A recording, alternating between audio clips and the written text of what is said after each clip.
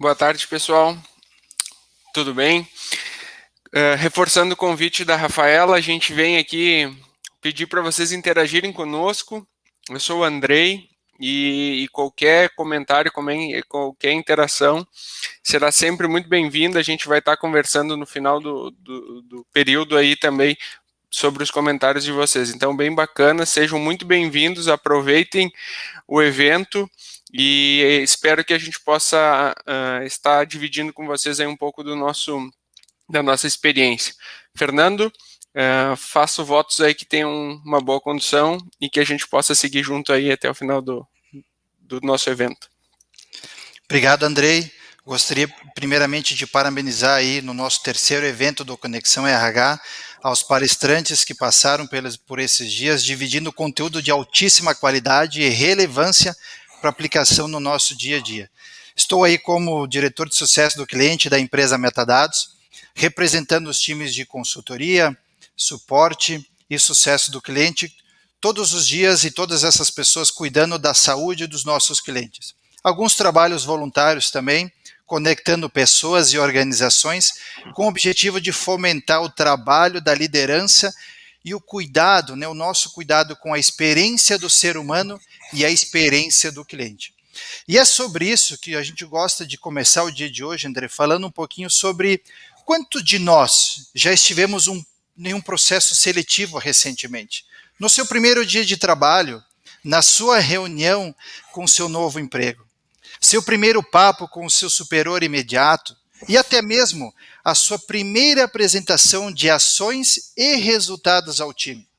Certamente você se encontrava animadíssimo, empolgado com a oportunidade de experimentar algo novo. Vamos lá. Pode ser que a gente tente disfarçar, mas à primeira vez a gente se sente muito nervoso.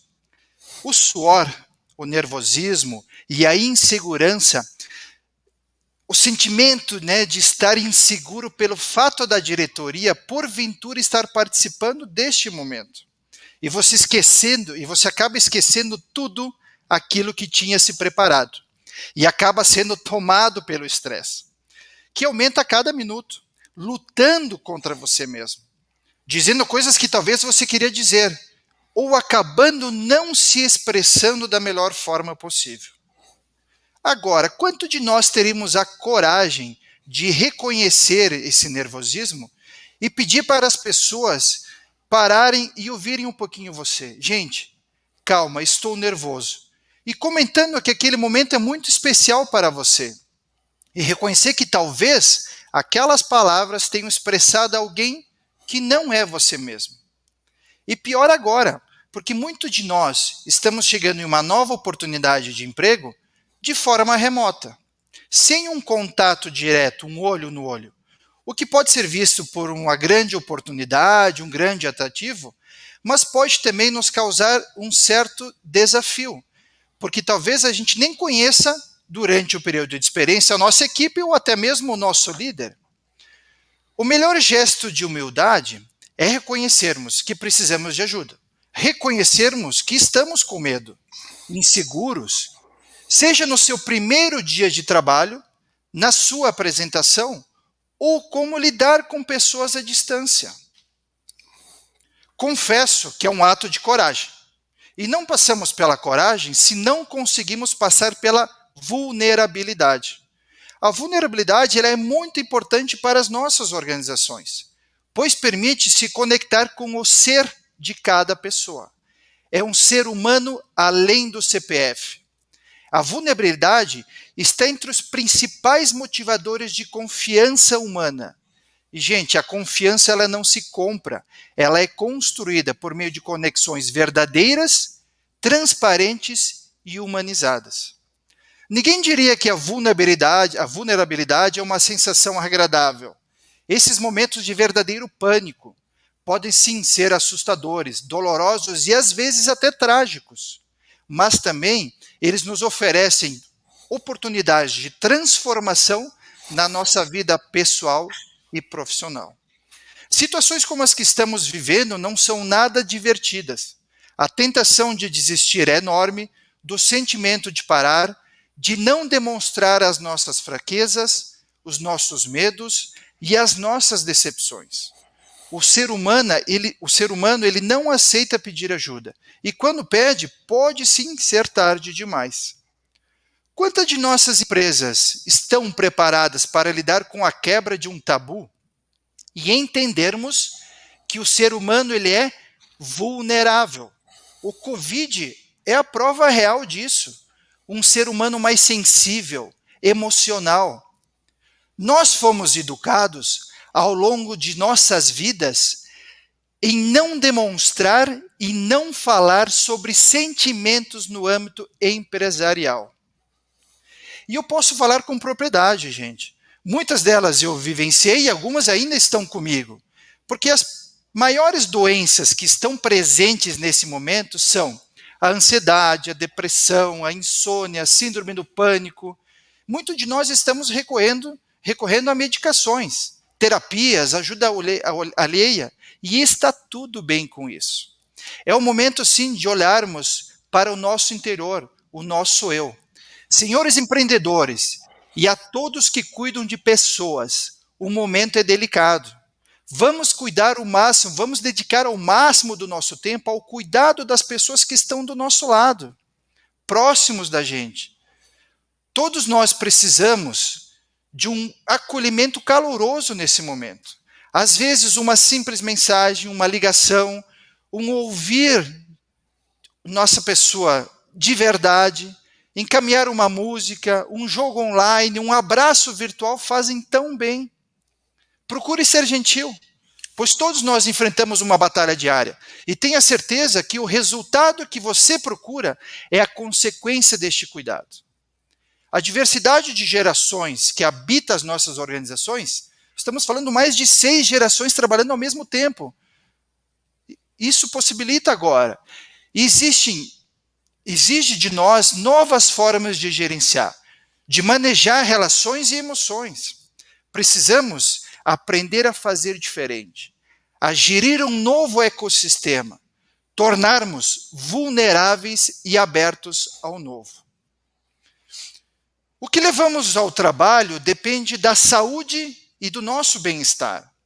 Não pense no equilíbrio da vida profissional e pessoal como algum tipo de jogo de soma zero, no qual tudo que você coloca no trabalho é retirado da sua vida pessoal e vice-versa. O tempo que você passa no trabalho pode e deve sim ser uma expressão do ser humano que você é. Ou será que ainda estamos escutando que nós não podemos ser nós mesmos no ambiente de trabalho? O seu ambiente de trabalho, ele possibilita levar a melhor versão de você mesmo?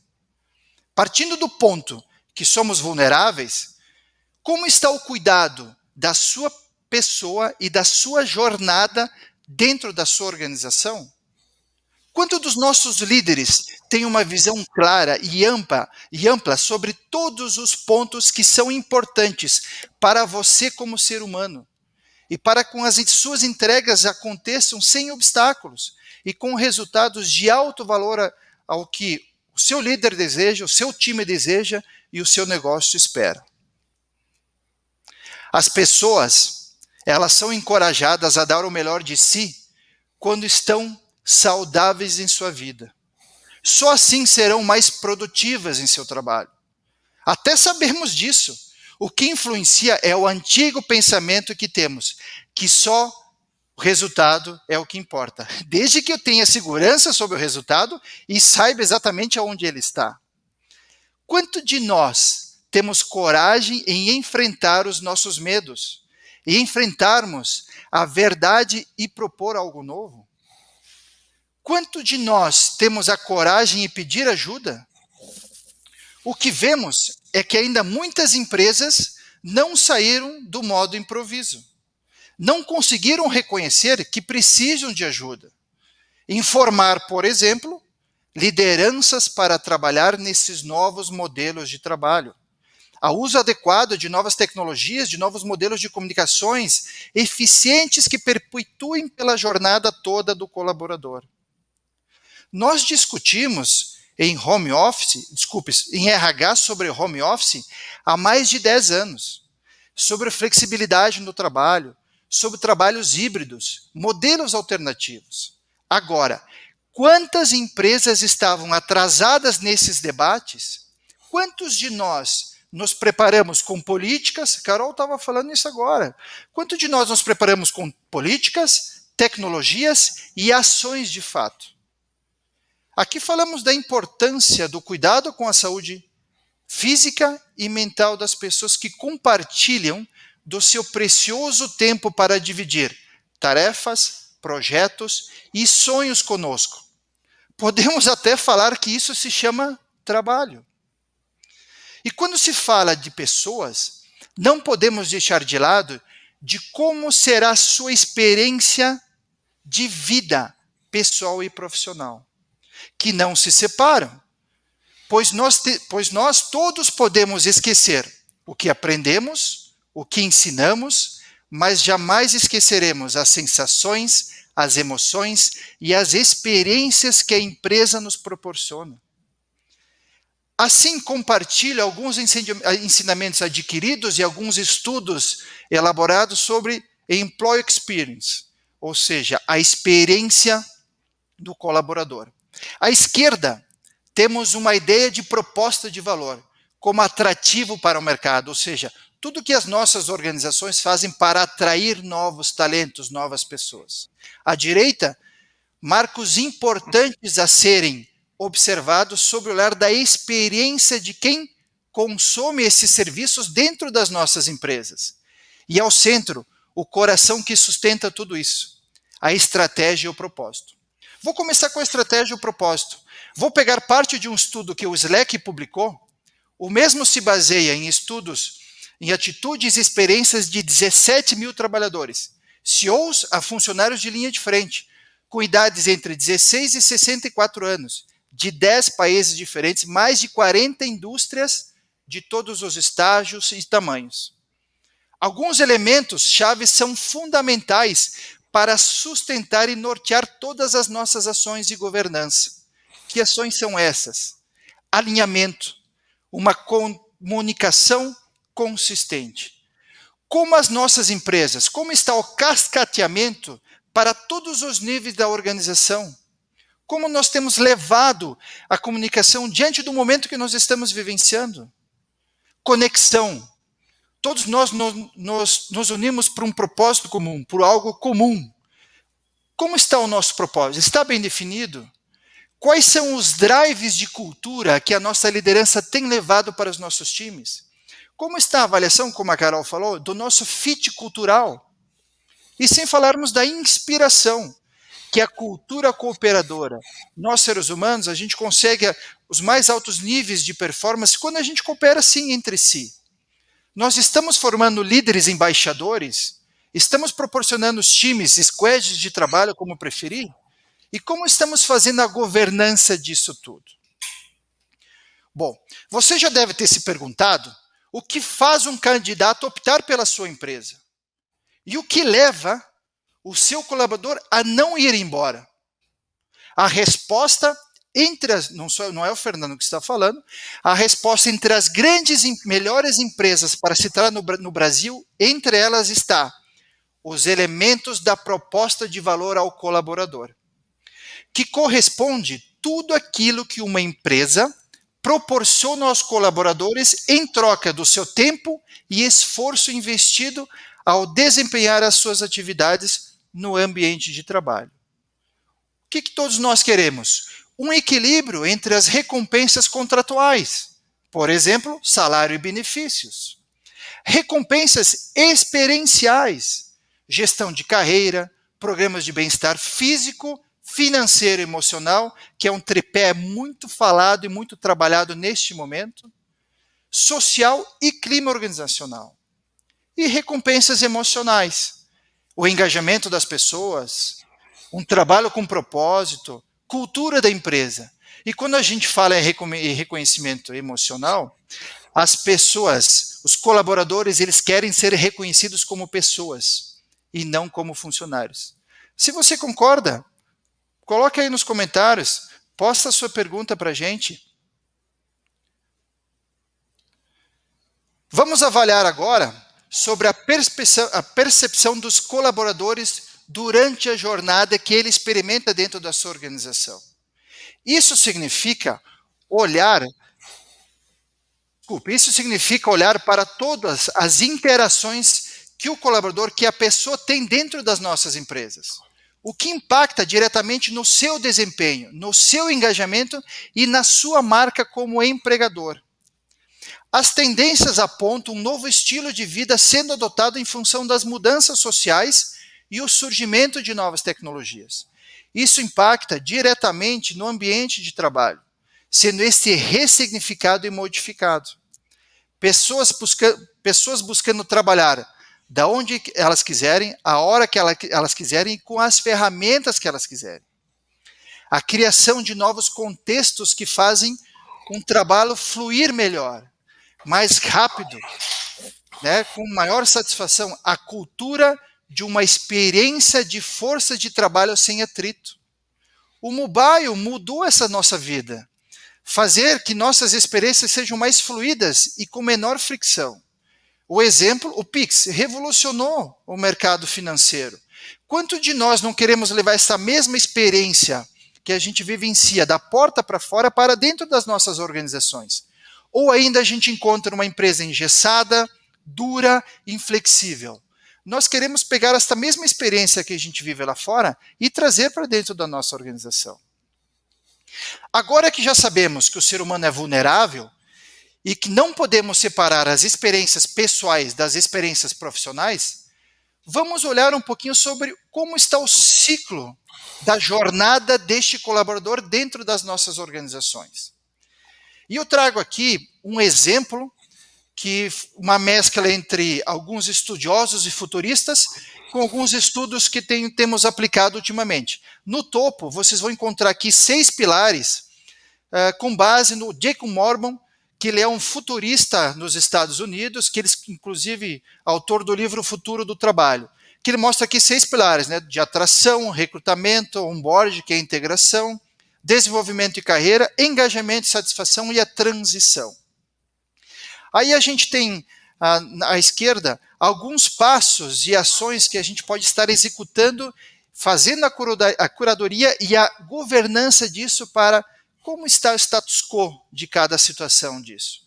Como objetivo, o passo a passo dentro de cada atividade, de cada etapa, qual é o seu objetivo, ações do candidato, ações que a sua empresa faz de forma automatizada ou de forma manual, sentimento que a pessoa tem de acordo com cada etapa que ela está passando, a interação com demais times da empresa, dificuldades que nós temos em proporcionar um atendimento necessário, uma experiência necessária para quem está ingressando na nossa empresa, qual a grande entrega de valor para cada pessoa, indicadores que a gente possa medir ao longo desse período todo e, se possível, ainda um tempo necessário.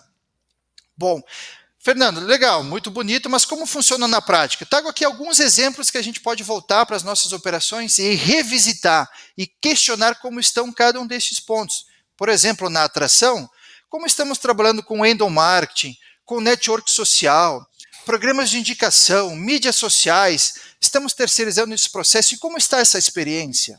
No recrutamento, utilização de inteligência artificial, contratação colaborativa, trazer o time para participar do processo seletivo, contratação não mais por descritivo de cargo, mas assim por projetos, por iniciativas, análise de fit cultural, feedback proativo, onboard, pré-chegada do funcionário, como nós estamos comunicando o seu processo seletivo, um acolhimento personalizado, workshops de integração, infraestrutura como desde celular, notebook, teclado, mouse, tudo o que ele precisa. Desenvolvimento de carreira, processos mais experienciais, carreiras descoladas da hierarquia, novas habilidades críticas, a individualização, a personalização, esse aprendizado digital que nós estamos aqui no evento nesse sentido, rituais em grupos, aprendizado na prática, andragogia, né? Aprendizado contínuo ao longo das nossas vidas, proporcionar mentorias para que a pessoa possa ser bem recepcionada, novos olhares para a competência, liderança como coach, não mais como gestor, oficinas de aprendizado. Aí agora vem o engajamento e a satisfação, fit cultural, reuniões de 1 para 1, olho no olho, performance em time, não mais só performance individual, como estamos trabalhando com a sucessão, feedback em rede, foco no futuro, mas não no passado, como eram os processos de avaliação de desempenho, um portfólio de carreira, benefícios, reconhecimentos e desafios proporcionados, ambientes mais fluidos, com uma escuta ativa e contínua, modelos abertos de gestão, empresas trabalhando agora como hubs, como clusters, porque hoje uma sala de reunião é o ambiente mais caro dentro das nossas organizações, a colaboração, a autonomia, essa conciliação da vida pessoal e profissional, a diversidade, inclusão, transparência, estamos sendo transparentes o suficientes? E como estamos medindo esta jornada toda e como estamos conduzindo esses rituais com os nossos times e reconhecendo os mesmos. E a transição, porque, gente, o nosso processo ele não acaba no momento que a gente assina a rescisão. E sim, vamos fazer uma entrevista que ele pode sim muito bem sair da nossa organização, mas como estava a expectativa versus a realidade? Essa pessoa, mesmo fora da empresa, ela não pode se tornar um embaixador da minha marca? Você tem feito entrevista de desligamento? Como tem sido esse último dia? Enfim, nós falamos aí um pouquinho sobre algumas ferramentas que a gente pode estar olhando num processo de ciclo e jornada do nosso colaborador. Agora, eu trago aqui em tela outras ferramentas que possam sustentar tudo isso. E aqui nós teremos um momento de 40 minutos sobre cada uma delas, mas que fica como tema de casa para a gente, sim, estudar, batalhar e buscar conhecimentos agregados a respeito disso, que são, por exemplo, sincronismo organizacional, processo, tecnologia e pessoas, é isso que quer dizer sincronismo organizacional. Drives de cultura e como estamos levando isso para a organização, que é em comparação com os valores pessoais e os valores da empresa. A mentalidade da liderança, a formação de novos líderes como coaching, transparência radical, guardiões da experiência do colaborador. Nós temos pessoas que estão tomando conta de como está essa experiência dentro de cada time.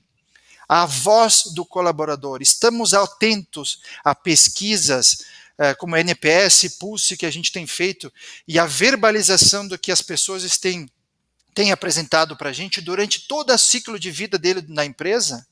Operação assistida. A gente tem levantado a bunda da cadeira e visitado o dia a dia, como está a operação de cada um. Só assim a gente consegue sentir na pele.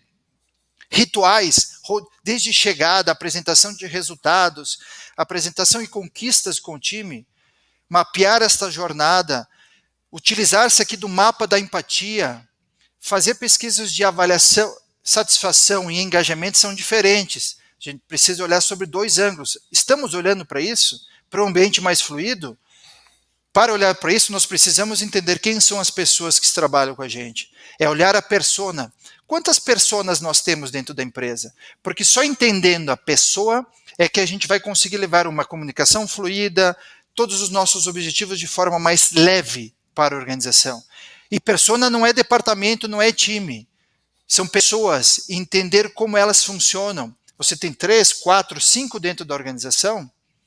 Proposta de valor.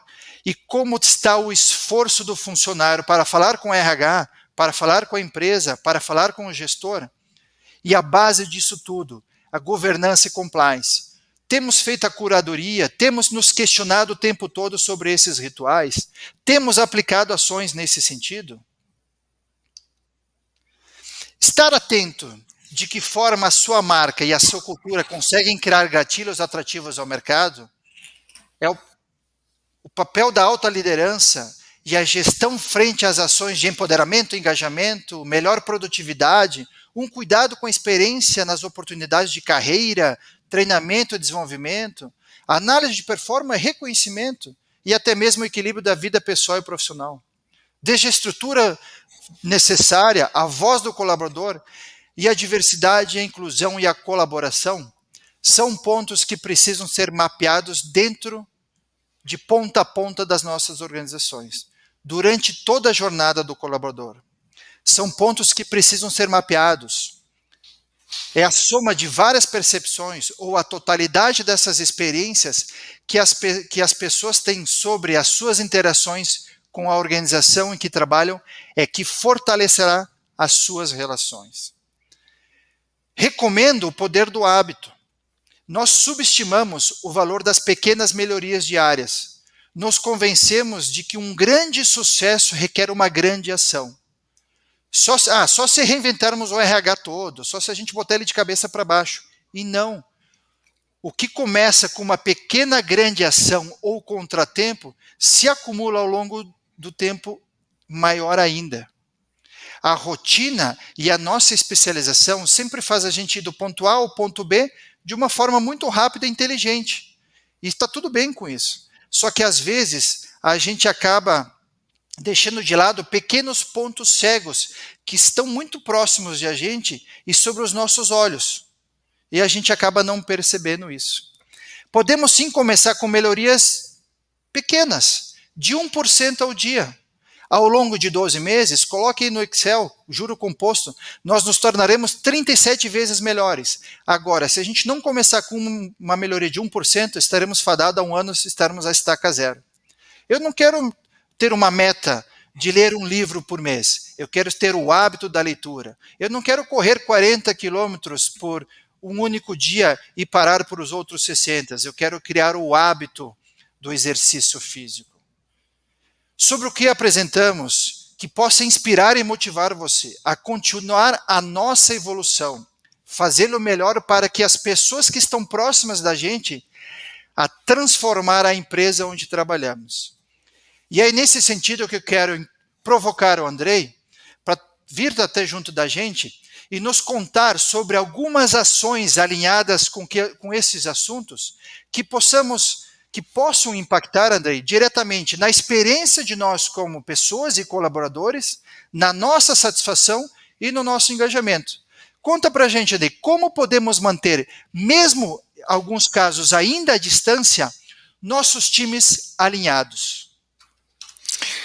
Fernando, muito bacana. A gente tem muito para conversar aí durante esse momento. A gente vai dividir um pouquinho dessa experiência que a gente tem. Vocês observaram lá que eu sou líder do time de vendas, mas eu faço uma referência super importante, não vim vender nada, e essas divisões que a gente vem trazer agora, a importância delas e a continuidade delas, bem nessa linha que o Fernando falou, de 1%, a gente precisa de um caderno e uma caneta, e principalmente atenção e dedicação. E para a gente fazer compliance para o capital humano, ou trazendo para o português, né, a conformidade com o capital humano, então trazer, coincidir tudo isso que o Fernando trouxe para nós, o que a Carol reforçou no dia de hoje também no início, com o sentido de responsabilidade, né? Um líder eu vejo que tem 3 pilares a serem trabalhados junto à equipe. E obviamente, é liderar, inspirar e satisfazer. E a gente vai ver um pouquinho de ferramentas que a gente pode trabalhar nesses 3 conceitos aí, para formatar, obviamente, essa conformidade com o capital humano. A primeira delas, e talvez eu julgo a mais importante e que eu sinto bastante prazer em fazer, ouso dizer que talvez essa seja a parte mais legal do meu dia a dia, embora seja uma atividade que a gente precise se dedicar muito, e ela ao final do dia, vocês vão entender um pouquinho, que ela se torna cansativa pelo conteúdo. É a conversa one-on-one. Essa conversa one-on-one, quando eu digo a importância dela, é pelo fato de ouvir a equipe, ouvir as pessoas, prestar atenção no que está acontecendo. E para fazer uma conversa one-on-one, vocês vão achar centenas de perguntas ou orientações na internet. Antes de a gente entrar na rotina das perguntas, eu sugiro para vocês uma plataforma, uma metodologia que me ajudou bastante, que é o 5W2H, também é gratuito, então a gente consegue, numa folha de papel, a gente consegue fazer um acompanhamento com as pessoas sem a necessidade objetiva de qualquer outra ação. E nesse sentido, a gente pode trabalhar com as pessoas observando o todo. O Fernando adotou um discurso super importante quando ele fala que a vida profissional, a vida pessoal, E aqui, quando a gente pergunta o que no 5W2H, o tudo, né? Eu falo de particularidades e atribuições. E a gente vai conversar sobre isso também, no contexto de dar uma olhada nessa questão do todo. Mas é simples, mas é complexo, porque as pessoas precisam ter espaço para se abrir. A gente precisa conceder isso para que as pessoas entendam e se coloquem na condição de se dispor a conversar.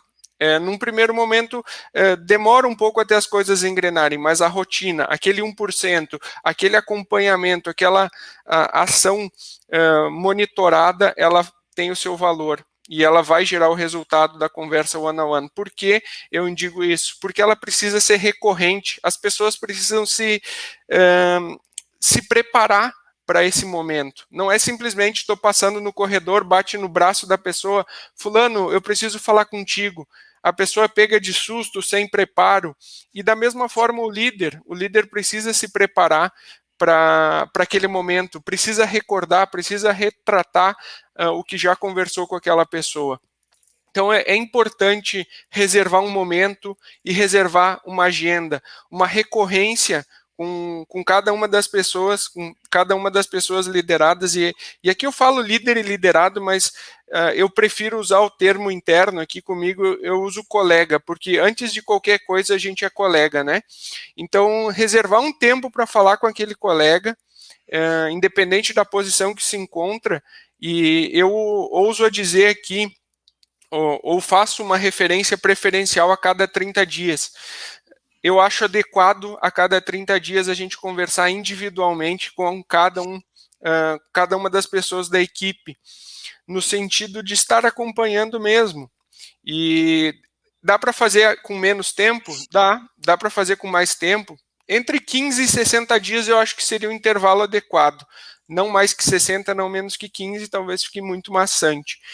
E ouvir essa pessoa, dar espaço para ela conversar, dar para ela espaço para ela falar, e principalmente as particularidades e sobre as atribuições. Não é querer saber o detalhe da operação técnica, não é o detalhe daquele detalhe do detalhe. Eu acho que é a amplitude, o reconhecimento e principalmente o exercício da empatia. Reservar aquele momento, eu chamo o momento do one-on-one, nossa conversa, né? O nosso momento. E sugiro aí de 25 a 30 minutos, acho um tempo adequado, mas reserve de no mínimo 15 minutos a 40, que fica bacana. Então, esse é um momento que a gente precisa ouvir as pessoas, exercitar a audição e a empatia. Então, uma das ferramentas que a gente pode trabalhar com compliance no capital humano. Seguindo ela, tem um intervalo, né? Se a gente considerar uma conversa entre outra, entre uma conversa e outra são 30 dias, né? Conversa A e conversa B. E o que a gente faz durante esse período? Outra metodologia que está disponível na internet, eu costumo usar, acho bacana, mas com conceito adaptado, né? O PDCA. Então, dentro desse intervalo de 30 dias, é importante tu reservar um tempo e entender o que tu recebeu de informação, que tu captou, que tu entendeu daquele momento da conversa individual com aquele colega, com aquele liderado, e botar isso em prática com cuidado, com interesse e principalmente prestando atenção naquela pessoa. O Fernando falou muito, não é o CPF, é a pessoa. Então, reforço aqui, é a pessoa, prestar atenção. E, obviamente, registre, porque a gente não consegue lembrar de tudo. Tem um ponto importante aqui que vocês podem até confundir, eu acho importante a gente trazer. O cheque, né? O acompanhe, retome e oriente. Principalmente no contexto do Oriente. Talvez vocês possam fazer uma comparação ou algo similaridade a feedback. E aqui eu faço uma separação. Conversas, elas são pré-determinadas em datas, né? A gente reserva aquele momento. O feedback, na minha concepção, aqui é uma pauta obviamente discutível, mas eu trago como experiência para vocês. O feedback ele tem que ser real time. Aconteceu o fato, seja ele um feedback positivo, ou um feedback de orientação, um feedback de correção de rumo, ele tem que ser dado naquele momento. E por eventualidade, digamos que a gente fez a conversa hoje e o fato que necessita de um feedback ocorre amanhã, eu vou esperar mais 28 dias para eu poder conversar com aquela pessoa, para eu poder dar um feedback de um assunto que talvez já nem tenha relevância, ou tenha tanta relevância que mudou muito o cenário. Então, não se faz necessário esperar a conversa. O feedback, e por isso eu faço essa distinção entre conversas e feedback. Seja ele positivo ou de correção, ele tem que ser real time. Na conversa, ele pode ser revisto, pode ser reavaliado, rediscutido. Mas a posição de feedback, ele não precisa esperar lá 28 dias, 5 dias, até aquela reserva de agenda, até aquela coincidência de compromisso. Eu tenho lá na minha recorrência de atividades, dentre elas, conversar com todo mundo, e obviamente surgiu qualquer necessidade pontual que necessite de uma intervenção, seja positiva ou de correção, a gente tem que fazer imediata. Então, por isso o acompanhamento.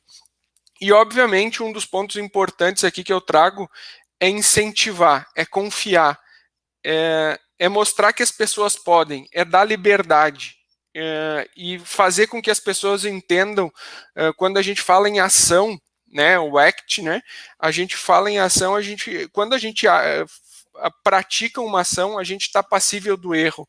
Então, a gente tem que saber que o erro está dentro do nosso cotidiano. Todo mundo erra.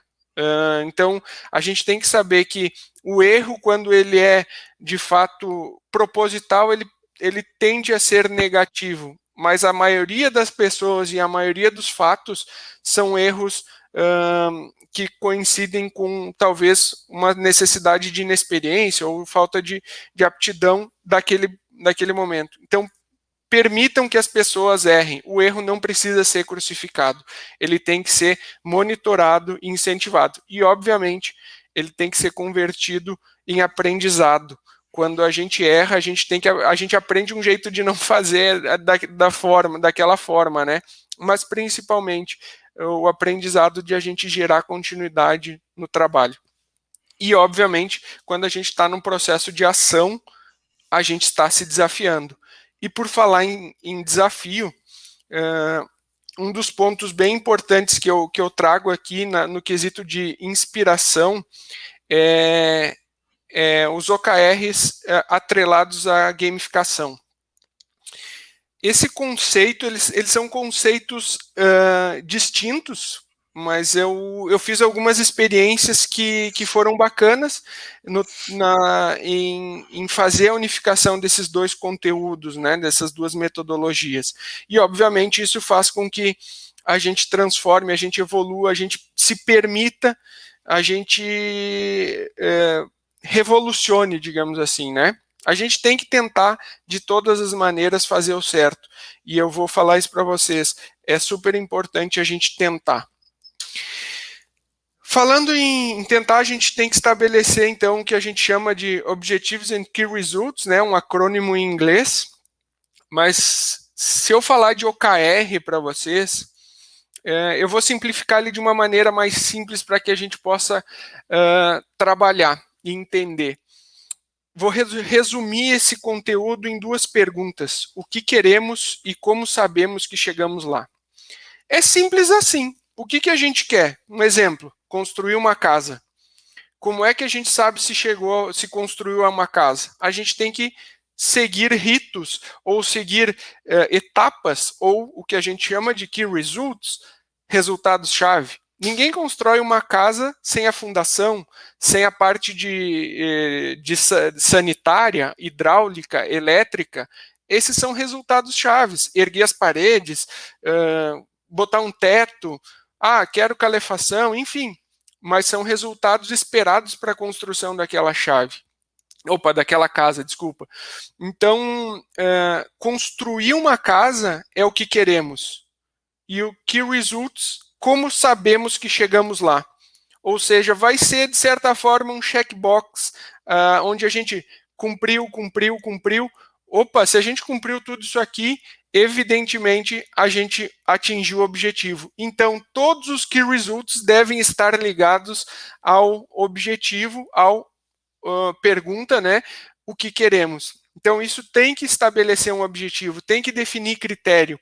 E um dos pontos muito importante, e aí agora, tirando do exemplo mais da construção civil, que não é a minha praia, né, mas de fato, trazendo para o mundo organizacional, quando a gente fala em objetivos, sejam eles operacionais, táticos ou estratégicos, a gente tem que acompanhar a evolução. Vou me centrar aqui no objetivo tático. Quando a gente fala em objetivo tático, o tempo de resposta de um objetivo, normalmente ele fica em 3 meses, um ciclo trimestral.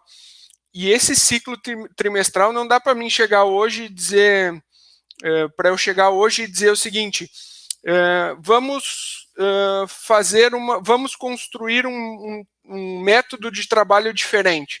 Daqui 3 meses eu volto na sala e pergunto, tá pronto? Não é coerente. Então, o trabalho ele tem que ser coletivo, ele tem que ser construído, e quando a gente estabelece um objetivo, é o do todo, é o da equipe, é o do momento, é o que se faz necessário. Eu não posso estabelecer Imaginem nós em 2019 estabelecendo o famoso planejamento estratégico para daqui 5 anos. Eu estava lembrando ontem, você está fazendo um parênteses, eu estava lembrando ontem, em novembro de 2019, a gente estava, grande parte da equipe da Metadados estava num evento do RD. Quem lá em novembro de 19 imaginou que em fevereiro de 20 a gente ia estar todo mundo em casa? Ninguém. Então, esses planejamentos a gente acaba rasgando, essas metodologias, elas vêm para inovar, para trazer a transição de sequenciamento de necessidade latente no cotidiano. Então, aqueles planejamentos longos, aquelas filas, aquela documentação, aquelas reuniões intermináveis, isso meio que acaba. E quando a gente define um trajeto de 3 meses, a gente aproxima ali os squads, Fernando falou, né? A gente aproxima os times e uma vez por semana a gente senta. Como é que está tal situação? Como é que está tal situação? Ou seja, o que a gente chama de iniciativas. Porque para construir a fundação de uma casa ou se mudar um método de um trabalho, a gente precisa fazer ações. E essas ações, essas iniciativas, elas precisam ser monitoradas. Então, acompanhar a evolução disso é extremamente importante. Estar próximo diariamente. E se de fato é importante, é um objetivo, todo mundo vai estar com um olhar naquele cenário. Bom, passado essa fração de 3 meses, a gente pode ter atingido ou não o objetivo. E aqui não é critério de atingir ou não, mas de aprendizado. A gente tem que sentar ao final dos 3 meses e entender. A gente conseguiu fazer o que precisava ser feito? Por que a gente não conseguiu? Ou por que a gente conseguiu? Bom, conseguimos. O que a gente pode estender além do que a gente já fez? Vamos melhorar no que agora? Qual que é o nosso próximo objetivo? É trimestral, a gente tem que estar ligando e desligando ali, acelerando a todo momento e, obviamente, incentivando o time a buscar objetivos que sejam tangíveis e desafiadores para eles. Tá, mas aí a gente bota no papel, chama e diz, olha, o objetivo é esse, e o pessoal corre atrás. Aí vem uma sacada bacana, que quando eu faço a junção, ou a sugestão de junção, né, dos OKRs com a gamificação. Quando a gente junta um cenário de jogo, de desafio, de recompensa, sempre quando a gente está num jogo, a gente quer ganhar. Todo mundo, pelo menos, almeja ganhar. Tem aquela conversa, obviamente, que a gente sabe é importante participar, sim, mas a gente normalmente entra para ganhar, né? A gente pode até perder. E saber perder é extremamente importante. Tem que saber monitorar isso com o time também. Mas um ponto importante da gamificação é o lúdico, é transferir aquele objetivo, aquela tensão do objetivo para um ambiente de satisfação, de recompensa, de motivação. Mês passado eu fiz isso com o time, é uma experiência bacana. A equipe tinha um desafio, cumpri o desafio e qual que era a recompensa? Eu ter que pagar uma prenda.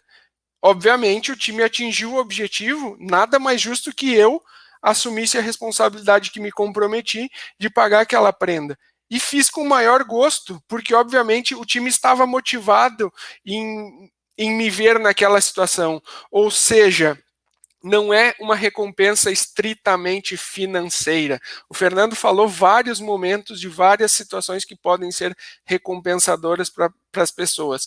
Então, o divertimento, a alma leve, aquela descontração, aquele cafezinho é uma recompensa, é um bombom, é um sorrisinho, é um emotion, qualquer coisa, desde que faça com que as coisas sejam mais leves.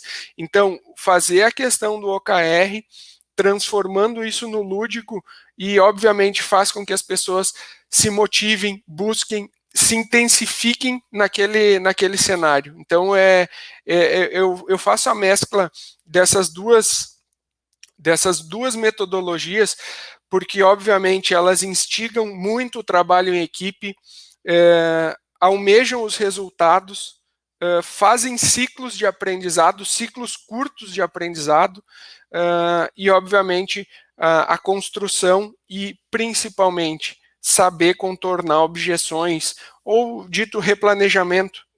Eu reforço, a gente não vai ganhar sempre. É um jogo. E a gente precisa saber perder, ou durante o jogo a gente está perdendo, repensar o que a gente está fazendo dentro desse trimestre, naquelas reuniões ou check-ins semanais. Obviamente a gente tem que ter a sacada de mudar o jogo. E é por isso que o OKR, junto com a gamificação, ela se torna tanto entusiasmante quanto divertida, porque obviamente tu tem um alvo, um objetivo, e mesmo assim, ou atrelado a isso, ao final tu atingindo aquele objetivo, tu sabe que tem uma recompensa. E essa recompensa, ela transforma as pessoas, ela busca o melhor e principalmente inspira a equipe. E, obviamente, para a gente falar disso, de inspiração, a gente também tem que falar de uma condição equânime, né? Uma questão de equilíbrio, até está aí na tela para vocês, em relação à produtividade e o bem-estar. Porque nem todo... Olha, eu não conheço ninguém que queira trabalhar num parque, num playground, né? Num parquinho. Isso é bem-estar. Viver de férias, eu acho difícil. Eu não gostaria de viver de férias 100% do tempo. Eu espero me aposentar um dia. Aí é outra coisa. Mas viver de férias no bem-estar, só isso não é legal. A gente também tem que ter produtividade. E esse é um papel fundamental do líder, saber equilibrar a produtividade das pessoas com o bem-estar. Então, obviamente, gerando a qualidade de vida. E um dos pontos extremamente importantes dentro desse equilíbrio da produtividade em comparação ao bem-estar, ou seja, a gente tem que ter uma equipe produtiva e uma equipe com qualidade de vida, é entender a tarefa. O Fernando falou ali em determinado momento que a gente precisa descer lá na operação e entender o que cada uma das pessoas está fazendo e quais são as dificuldades dela. Aonde a gente pega isso? Na conversa one-on-one, nas dificuldades. E, principalmente, um dos papéis fundamentais do líder, dimensionamento da equipe. Pessoas que trabalham 10, 12 horas por dia podem até render bem na primeira semana, na segunda ninguém aguenta. A gente é ser humano, foi falado, o Fernando falou, extremamente importante, não é o CPF, não é a hora extra, é a vida das pessoas. Então, quando a gente trabalha uma semana inteira, 5 horas extras por dia, estou aqui chutando exemplo, chega na sexta-feira, a gente vai estar com a cabeça a milhão. E o pior, a gente sai do trabalho pensando no trabalho. A gente vai dormir, não dorme. A gente vai se divertir, não se diverte, porque a gente está cansado. Isso não é bem-estar. Então, uma equipe bem equilibrada e entendendo, o líder entendendo as tarefas, obviamente vai fazer com que a equipe se proponha a desafios. A pessoa que está atolada de trabalho, trabalhando até as 10 da noite, todos os dias, está aberta a desafio? Não. Ela quer um encorajamento, ela simplesmente quer se ver livre daquele problema e quer ter calma. Então a gente tem que equalizar a produtividade. Uma pessoa produzindo bem vai viver bem e vai se sentir bem no trabalho. Principalmente a satisfação de estar trabalhando é prioritária no quesito produtividade. A pessoa vir por obrigação ou se sentir naquele peso de ter que cumprir aquela atividade por um determinado motivo, faz com que ela canse. Obviamente, aqui eu faço a ressalva e o cuidado com atividades excepcionais, extraordinárias. Obviamente, todo mundo aqui já fez hora extra, já trabalhou até tarde. Não é essa a questão, é a questão da manutenção do todos os dias estar fazendo isso. Então, as pessoas que vivem ou têm um bem-estar, uma equipe bem dimensionada, obviamente, ela vai produzir melhor. Ela vai estar aberta a um comportamento de coragem e, obviamente, um ponto importante que a gente já falou, ela vai estar aberta ao erro. Quando uma pessoa trabalha 10, 12 horas por dia, ela vai errar e ela nem entende que ela errou. A pessoa que está mais com a cabeça mais leve, mais aprimorada, ela vai entender que errou e, obviamente, vai perceber e não vai fazer de novo. A pessoa no automático, ela está no automático, né? Ela faz e vai que nem uma patrola, um trator, e vai passando as horas, vai passando o trabalho, vai passando folha, vai digitando, seja o que for a atividade. Então, isso é um cuidado super importante que a gente precisa ter. O dimensionamento da equipe, o entendimento das tarefas e um outro ponto importante, as pessoas certas nos lugares certos. Às vezes, bem-estar não quer dizer produtividade. A pessoa tem que estar produzindo, estar se sentindo bem com aquilo. É importante também para a autossatisfação das pessoas, ela se sentir que ela está ocupando o lugar dela, ela está fazendo o que é para ela fazer com tranquilidade. Então, obviamente, a gente consegue fazer em cima disso, análise de performance, reciclagem contínua, a chamada capacitação, né? Então, isso fica mais fácil quando a gente consegue trabalhar com uma equipe mais equilibrada dentro das perspectivas de trabalho e, obviamente, essa equipe vai produzir mais. Esses 3 pilares sempre me levaram a 3 frases que eu uso, e aqui eu vou retomar aquele assunto, né? Sempre regraram, de certa forma, minha orientação como líder, e eu divido isso com vocês, sempre que eu posso. Não existe vida pessoal e não existe vida profissional. Não existe a separação disso. O Fernando já falou, a gente coincidiu e aí nem combinamos. É porque, de fato, a gente tem essa sinergia de entendimento. Quando um ente querido meu está enfermo, eu vou trabalhar bem, eu vou trabalhar contente, o meu colega do lado vai ver um ânimo no meu rosto? Não, né? A gente sabe que não. E da mesma forma, quando eu cheguei no trabalho e as coisas não deram certo, eu consigo convidar minha esposa, meus filhos, a minha família para ir jantar, desfrutar de um happy hour? Não. Da mesma forma, eu chego em casa, o dia foi super produtivo, a gente teve vitórias no dia, teve ganhos naquele dia, o dia foi bacana, assim, o dia de trabalho. Eu chego em casa e convido a minha esposa para jantar, eu convido a família, eu ligo para minha mãe. Então, é esse tipo de coisa que a gente consegue quando entende que existe vida. Uma coisa não existe sem a outra. Então, o momento de atribuição laboral e as nossas particularidades, elas se confundem a todo momento.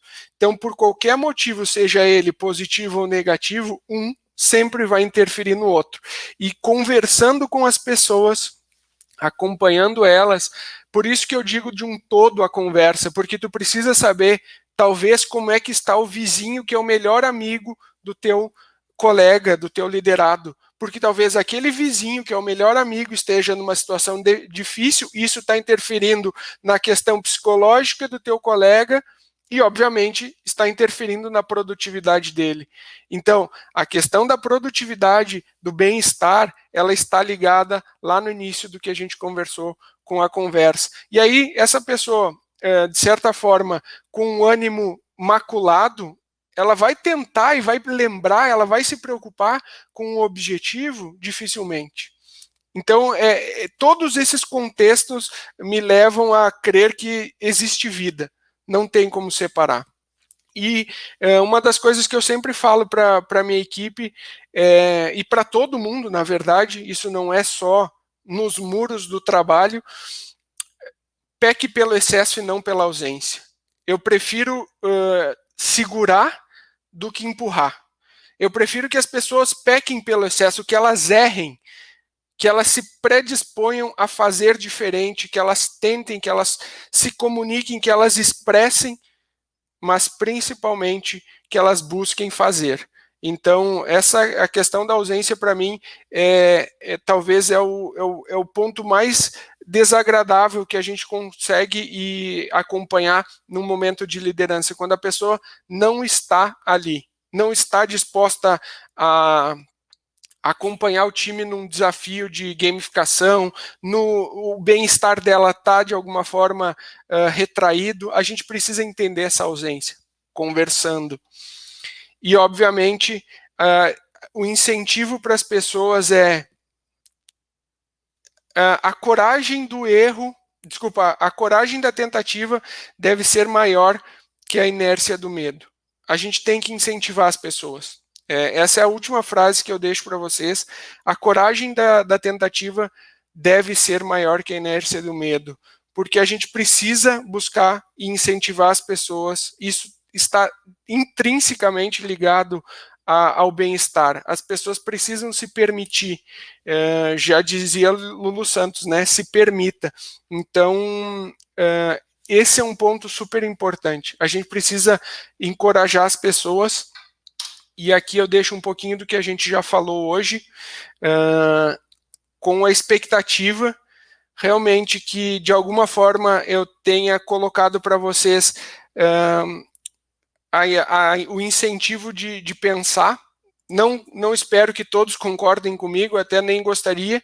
Espero e gosto da interlocução, da discussão. A gente vai fazer isso logo na sequência no debate.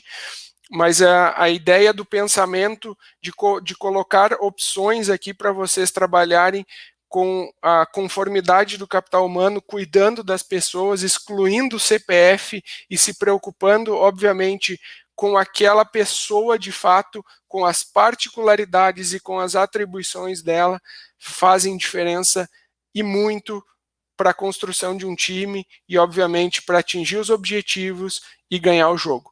Muito obrigado, galera. A gente se fala daqui um pouquinho no nosso debate.